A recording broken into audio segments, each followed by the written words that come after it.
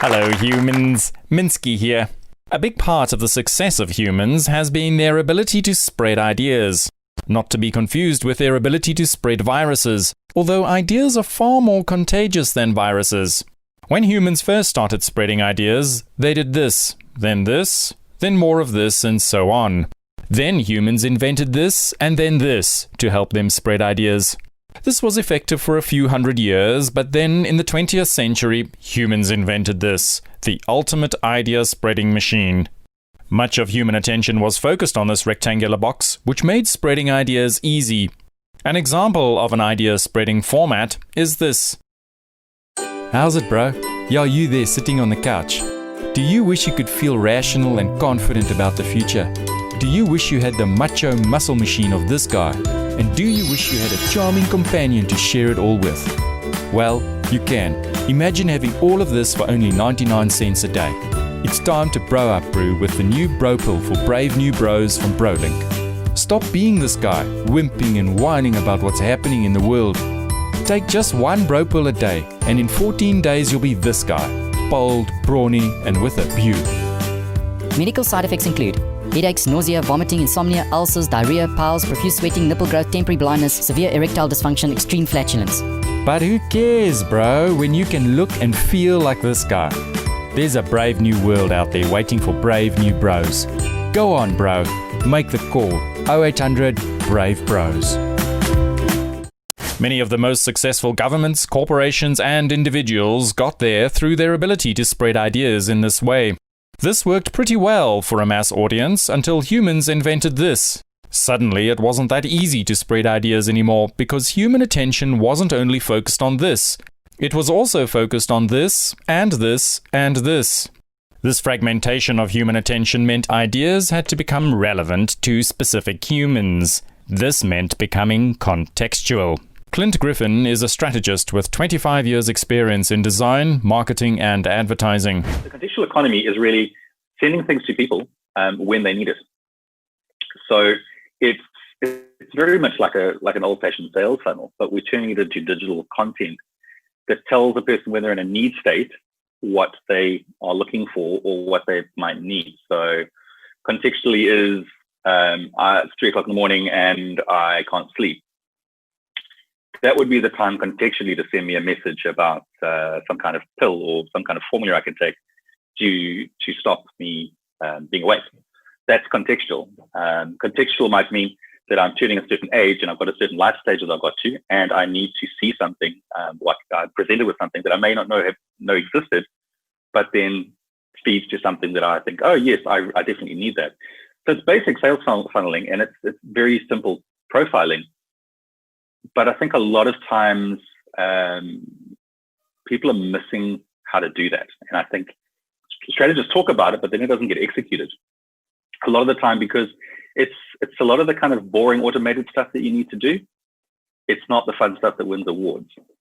So it's consumer facing. It addresses a need state. I need something now, or I didn't know that I needed that. And then it combines a user journey to interact at certain points to get people, nudge them down the path to buy whatever it is you want, or to take whatever it is they might be. So the context is what's contextually relevant to me right now. So how does this differ from a campaign-driven approach? Normally we would do some kind of content. It would be engaging, or it might be something that's talkable, or whatever those kind of words are that we use. And then we put out that content, then we look at different audiences, and we hope that we kind of hit them at the right moment. That works. It works for campaigns, but contextual stuff is always on. It's the same message to the same person, but one now, and it's the same message in 3 months' time to someone else who's in the same space. How has lockdown changed the contextual economy, and how will this impact marketing for the next 6 to 12 months? The last 3 months has forced people to go online, and online sales have gone through the roof. I think take a lot singing. Some of the clients I work with are singing a lot. It's incredible how much that has kind of risen. And what did we do different? I can tell you that not a heck of a lot. We didn't do too many things different because we'd set this up before. Take a Lot did it, Massmart Group did it, everybody did the idea of this economy where you're meeting people's needs. All that happened now is people were paying attention. And now that they're paying attention and they're going onto the sites, you're getting their data. And as soon as you've got their data, now you can start doing really interesting things with the contextual economy, because you can plan and you can put things in place that reach people when they get to certain places in a user journey or a repurchase cycle or those kinds of things. So for the rest of this year, it's really about taking people that have interacted in some way and they've had a little sniff and giving them more and letting them become part of your complete ecosystem. It's not going to finish at the end of this year. I think we're into the swing of people changing their behavior. And now that they're happy to do it, all that's going to happen is they're going to find the places that speak well to them. So storytelling, which I think is something that you're interested in, but in a way that lets them get what they want when they need it. How can small businesses with limited resources apply this strategy to their marketing? The cool thing about all of this is, don't tell anyone. It's a secret. It's not rocket science. Okay, everybody is actually an expert because we all do it every day. We interact with brands and we get happy and we get sad and we kind of, seriously, dude, did you really do that to me? So we know instinctively what's going to work and what's not going to work. And if you think about not you, but the customer profile, the person you're talking to, and we can put them in boxes because, the customer profile, and think about how they would react with a piece of content and what journey they would go on from A to B to C. Because you think about it already and you know it, you know the experiences you have, you can map a user journey. You can say, okay, this person doesn't know anything about this product. It's new. It doesn't exist. So if it doesn't exist, they're not going to search for it. They're not going to search for it. I need to show them something during something else they're doing. So that sounds like YouTube, or it sounds like something that's thumb stopping on Facebook or Instagram. Oh, I didn't know this thing even existed, and now I really need one. Cool. This thing does exist. So they're probably going to search for it. Cool. I'm going to start with search as the place where they can go and find out more information. And if they're finding out more information, what do I need to do when I'm finding out more information? I need someone that's going to tell me stuff. Oh, so am I going to tell you, or does it sound better from a third party? I need some third party content, or I need a way for people to leave reviews. And suddenly, if you think about it like that, you can very simply work out what steps you need in a user journey. And there's 5 or 6 user journeys for any product. Starting with, I don't know it exists, or I don't know the category, or I do know it exists and I want to find out more about it, or I know it exists and I know about it, I just don't need it right now. Oh, now I need it. Now I can find it because I kind of know where it is. And those are the ways I think small businesses should look at their products. So, you need to create awareness by interrupting their attention and build trust with valuable content. What's the next step in getting potential customers to buy into your ideas? So really what you want to do is get people down a journey so they get to your website or your property. We can gather some data from them. Because if you get the email address and their mobile number, then you own their data.